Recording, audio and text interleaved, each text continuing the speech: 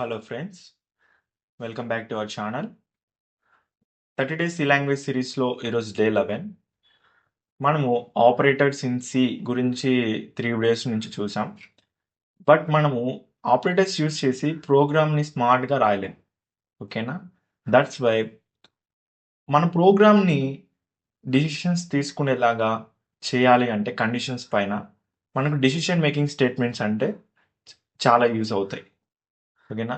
Today మనము basic thing if statement గురించి చూద్దాం.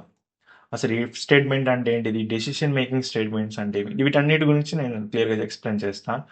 అండ్ ఆల్సో మీరు వీడియోని లాస్ట్ వరకు చూస్తే ఒక ఇంట్రెస్టింగ్ ఫ్యాక్ట్ గురించి కూడా తెలుసుకుంటారు. అదేంటంటే, do you know why programming errors are called bugs? అసలు ఇప్పుడు మనం బగ్స్ అని అంటున్నాం కదా, ఆ బగ్స్ ఎలా వచ్చాయో మీకు తెలుసా? తెలియకపోతే ఈ వీడియో లాస్ట్ వరకు చూడండి, ఖచ్చితంగా మీరు ఇంట్రెస్టింగ్ ఫ్యాక్ట్ గురించి తెలుసుకుంటారు. Let start our day 11 decision making in C. ఇందులో ఫస్ట్ పార్ట్ వచ్చేసరికి what is decision making in C. So computers అనేవి తన ఓన్గా థింక్ చేయలేవు, బట్ మనం చెప్తాం కంప్యూటర్కి. సో ఎలా చెప్తామంటే, ఒక కండిషన్ని ట్రూ అవుతే ఈ టాస్క్ పర్ఫార్మెన్స్ అయ్యి, ఒక కండిషన్ ట్రూ అయితే ఈ టాస్క్ పర్ఫార్మెన్స్ అయ్యి, ఒక కండిషన్ ఫాల్స్ అయితే ఈ టాస్క్ పర్ఫార్మెన్స్ చేయమని మనం కంప్యూటర్కి చెప్తాం. ఎందుకంటే తనంతా ఓన్గా థింక్ చేయలేదు కాబట్టి. ఇక్కడ మీరు ఇమేజ్ చూసినట్లయితే ఒక పర్సన్ ఇక్కడ వచ్చేసరికి ఆర్ దే వెజిటేబుల్స్, ఇక్కడ కనపడేది వెజిటేబుల్సా అన్నప్పుడు ట్రూ అయితే ట్రూ, ఫాల్స్ అయితే ఫాల్స్గా మనకు వస్తుంది అవుట్పుట్. ఇది నార్మల్ ఎగ్జాంపుల్. ఇక్కడ వచ్చేసరికి దీని సింటాక్స్ ఎలా ఉంటుందంటే, ఇక్కడ ఇఫ్ అని యూస్ చేస్తాం. ఓకేనా? ఇఫ్ బ్రాకెట్స్ లోపల కండిషన్ వాడి, కండిషన్స్ తర్వాత ఈ యొక్క బ్రాకెట్స్ ఓపెన్ చేస్తాం, ఫ్లవర్ బ్రాకెట్స్. ఈ లోపలనే మనం కోడ్ని కండిషన్ దానికి తగిన స్టేట్మెంట్స్ రాసుకుంటాం. ఫస్ట్ ఏం రాస్తాం, ఇఫ్ రాసుకొని ఇఫ్ తర్వాత బ్రాకెట్స్ ఓపెన్ చేసి ఇక్కడ కండిషన్ రాస్తాం. ఈ కండిషన్స్ గురించి మీకు తెలియాలంటే నేను ఆపరేటర్స్ పార్ట్ 1 వీడియో చేశాను, చూడండి. ఆ లింక్ కూడా నేను డిస్క్రిప్షన్లో ఇస్తాను. అసలు కండిషన్స్ ఎలా రాయాలి ఏంటి అనేది నేను ఆ వీడియోలో క్లియర్గా నేను రాసి చూపించా. సో ఇఫ్ రాసి brackets open, next flower brackets.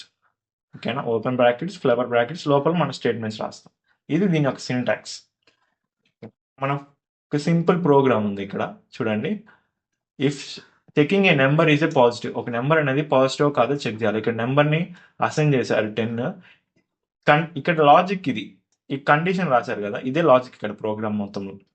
Number greater than 0 అయితే నెంబర్ ఈజ్ పాజిటివ్, లేదంటే అది ఎగ్జిక్యూట్ అవ్వదు ఇక్కడ. ఓకేనా? ఇక్కడ ఏంటంటే ట్రూ అవుతేనే ఇది ఎగ్జిక్యూట్ అవుతుంది. ఈ కండిషన్ ట్రూ అయితే ఇది ఎగ్జిక్యూట్ అవుతుంది, ఫాల్స్ అయితే ఇక్కడ స్కిప్. మనం ఇక్కడ ఇంకేం లేదు కాబట్టి ఇక్కడ నోట్ కూడా అదే నేను చెప్పింది. ఓకేనా? ఓకే. చెకింగ్ ఈవెన్ నెంబర్ని ఎలా చెక్ చేయాలో కూడా నేను ఈ ప్రోగ్రామ్ కూడా నేను ఎక్స్ప్లెయిన్ చేస్తాను. ఇన్పుట్ నెంబర్ తీసుకొని ఇది కండిషన్. సో ఈ లాజిక్ వాడి మనం ప్రోగ్రామ్ని ఇప్పుడు రాస్తాం. నెక్స్ట్ ఈ ప్రోగ్రామ్ కూడా థర్డ్ ప్రోగ్రామ్ వచ్చేసి చెకింగ్ ఎలిజిబిలిటీ. సో ఏజ్ తీసుకొని ఇన్పుట్గా గ్రేటర్ దెన్ అయితే you are eligible to vote, లేదంటే you are not eligible to vote. ఈ లాజిక్ వాడి ఇక్కడ ఈ ప్రోగ్రామ్, ఈ 3 ప్రోగ్రామ్స్ నీకు ఇప్పుడు ఎక్స్ప్లెయిన్ చేస్తాను.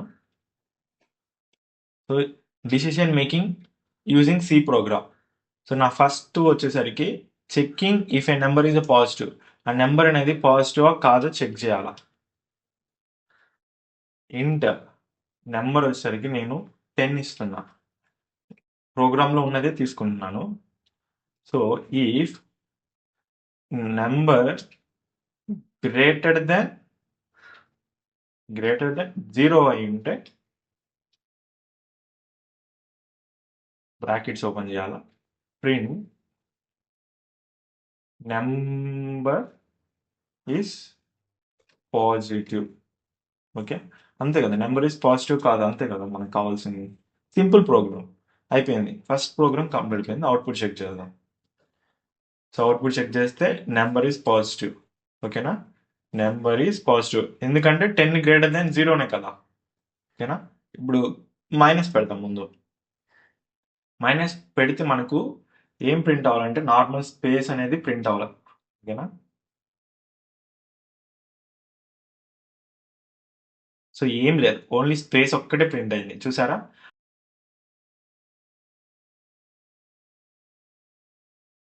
ఇది వచ్చేసరికి దేనికి ప్రోగ్రామ్ అండి, ఈ నెంబర్ పాజిటివ్ కాల్ చెక్ చేయడానికి ఇది programme.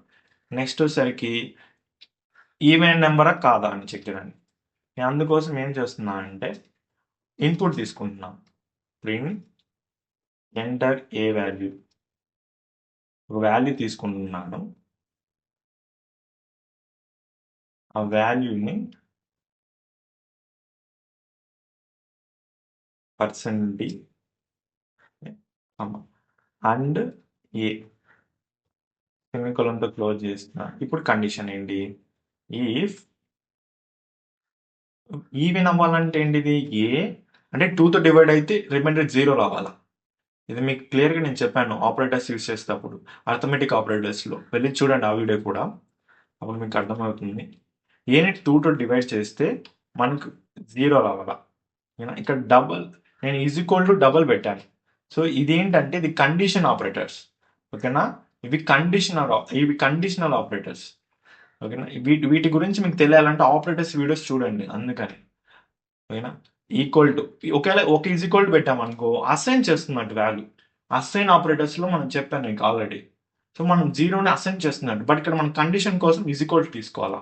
This are conditional operators, ఓకేనా. ఒక ఈజ్ ఈక్వల్ టు ఇస్తే అది అసైన్మెంట్ అవుతుంది, ఇలా డబల్ ఈజ్ ఈక్వల్ టు ఇస్తే కండిషన్ చెక్ చేస్తున్నట్టుగా, ఓకేనా. దీనికి ఇప్పుడు మనం ఫ్లేవర్ బ్రాకెట్స్ ఓపెన్ చేసి మనము స్టేట్మెంట్ ప్రింట్ చేద్దాం. ఒకవేళ ఇక్కడ ఏంటిది, a greater than equals a divided by 2 equal to 0 అయినప్పుడు ఈవెన్ నెంబర్ కదా. సో ఏ నెంబర్ ఏమవుతున్నప్పుడు %d తీసుకుంటున్నాను, నేనే is even number semicolon F9 use చేస్తున్నాను. నేను ఇప్పుడు 4 తీసుకుంటున్నాను. So is even number. Okay, ఇక్కడ ఎర్రర్, ఇక్కడ మనకి ఇది -144 అలా వచ్చింది కదా. నేనేం చేస్తున్నాను అంటే ఇక్కడ ఏనే తీసుకుంటా ఇక్కడ కూడా, అప్పుడు మనకి ఇంకా ఈజీగా ఉంటుంది, ఓకేనా. F9 తీసుకుంది. సో నేను 4 ఇస్తున్నాను. ఏ ఈజ్ ఏ ఈవెన్ నెంబర్, కానీ మనకు 4 ఈజ్ ఏ ఈవెన్ నెంబర్ అనేది ప్రింట్ అవ్వట్లేదు ఇక్కడ. అది నేను ఇప్పుడు చెప్తా, ఒక నిమిషం.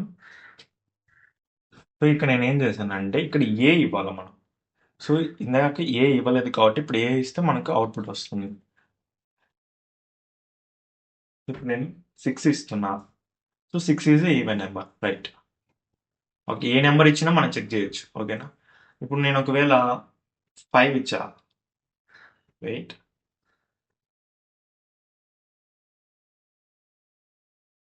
5 ఇచ్చాను నేను. సో స్పేస్, నేను దానికి ఏం స్టేట్మెంట్ రాయలేదు కాబట్టి అక్కడ ఏం ఎగ్జిక్యూట్ అవ్వదు. That is about even number గురించి ఇది ప్రోగ్రామ్. నేను ఈ మొత్తం మీకు ప్రోగ్రామ్ అంతా నేను నా గిట్ హబ్లో మీకు పే చేస్తాను. ఆ గిట్ హబ్ లింక్ని మీకు కామెంట్లో, మీకు డిస్క్రిప్షన్లో ఇస్తాను, నో ప్రాబ్లం. ఇప్పుడు ఏజ్ తీసుకొని చెక్ చేద్దాం. ఇంట్ ఏజ్ తీసుకొని ప్రింట్ చేద్దాం. ఇక్కడ కూడా ఇన్పుట్ అవుట్పుట్ తీసుకుందాం, ఓకేనా. ఎంటర్ ఏజ్ తీసుకున్నాం. నెక్స్ట్ దీన్ని దీన్ని సేవ్ చేయడానికి %d ఏజ్, ఇక్కడ ఎర్రర్ వస్తుంది, ఇక్కడ అండు వాడాలి, అండు వాడకపోతే మనకి ఎర్రర్ వస్తుంది. సెమీకోలన్ ఎంటర్ ఏజ్ చేసాము. ఇప్పుడు కండిషన్ రాద్దాం. If age greater then or equals to 18 అయితే తను ఓటడానికి హక్కుదారుడు అవుతాడు. So print eligible to vote, ఓకేనా. ఎలిజిబుల్ టు ఓట్ స్లాష్ అని ఇద్దాం ఇక్కడ మళ్ళీ, ఓకేనా. ఇక్కడ మల్టిపుల్ ఇఫ్ స్టేట్మెంట్స్ అన్నాం కాబట్టి ఇంకొక ఇఫ్ స్టేట్మెంట్ తీసుకుందాం ఇక్కడే. సో ఇక్కడే మనం ఇంకోటి రాద్దాం. సో ఇఫ్ లెస్ దాన్ ఇక్కడ కాకపోతే నాట్ ఎలిజిబుల్, దట్స్ ఇట్. అయితే ఓకే, కాకపోతే నాట్ ఎలిజిబుల్. F9 యూస్ చేసి నేను 19 ఇస్తా, ఎలిజిబుల్ టు ఓట్, రైట్, ఓకేనా. ఓకే, నేను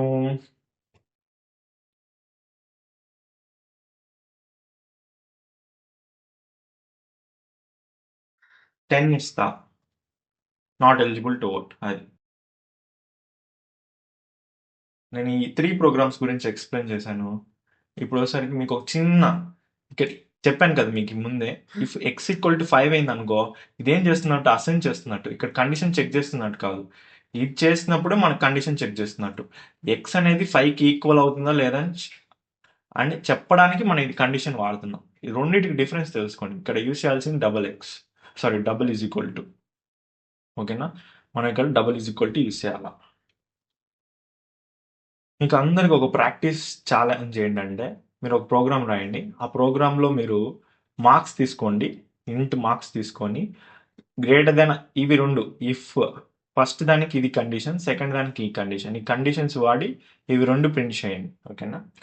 ఫైనల్కి వచ్చేసరికి మీకు ఇంట్రెస్టింగ్ ఫ్యాక్ట్ గురించి చెప్తాను కదా.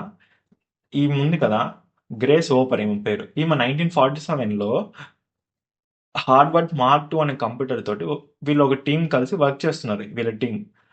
అప్పుడు ఏమైందంటే సడన్గా వాళ్ళ యొక్క మిషన్ అనేది వర్క్ అవ్వడం ఆగిపోయింది, ప్రాపర్గా వర్క్ అవ్వడం జరగట్లేదు. సో స్టాప్ అయిపోయేసరికి వాళ్ళకి ఏం అర్థం కాకపోయేసరికి వీళ్ళు ఆ మిషన్ ఓపెన్ చేసి చూడంగా ఇక్కడ రిలే అనే ఒక సర్క్యూట్ లాంటి దాంట్లో ఒక చిన్న పురుగు అనేది అక్కడ స్ట్రక్ అయిపోయిందంట. సో వాళ్ళు దాన్ని ఒక బగ్గా ఫైండ్ అవుట్ చేశారంట దాన్ని. అప్పుడే దాన్ని ఒక బగ్గా పిలిచేవారు. సో అప్పటి నుంచి దాన్ని అది ఒక కంప్యూటర్ బగ్ అనేవాళ్ళు. ఆ కంప్యూటర్ బగ్ ఏమైందంటే లెటర్ ఆన్ దాన్ని బగ్గా పిలవడం స్టార్ట్ చేశారు, ప్రోగ్రామింగ్ ఎర్రర్స్ని కూడా. సో ఇది అక్కడ ఇంట్రెస్టింగ్ ఫ్యాక్ట్ ఏంటంటే వాళ్ళు దాన్ని కనుగొన్నారు కాబట్టి దాన్ని ఫైండ్ అవుట్ చేశారు కంప్యూటర్ బగ్గా. ఇప్పుడు మనం ఏమంటున్నాం అంటే కంప్యూటర్ ప్రోగ్రామింగ్లో వచ్చే ఎర్రర్స్ అని బగ్గా మనం పిలుస్తూ ఉంటాం. అది ఈరోజు ఇంట్రెస్టింగ్ ఫ్యాక్ట్. Thank you.